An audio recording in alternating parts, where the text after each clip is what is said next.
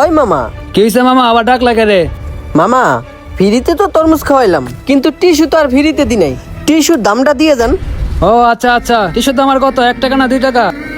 আরে না মামা, টিস্যুর দাম 10 টাকা। ওই মিয়া ফাইজলামি শুরু করছেন? ওই লোকে 1 পিস তরমুজ বেচে 10 টাকা, আর আপনার 1 পিস টিস্যুই 10 টাকা? জি মামা, এই যে দেখেন, ফ্রিতে তরমুজ খাই যান, শুধু 1 পিস টিস্যুর দাম দিয়ে যান। দুরু বেটা, তোর দোকানে আসাটাই বলেছে, তোরা যে কি ব্যবসা করস। এলো তো টাকা, এসামি মিলো। এবার তরমুজ আলাকে একটা শিক্ষা দিতে হবে, যাই। ভাই আসেন আসেন, ফ্রিতে তরমুজ খাই যান, আসেন।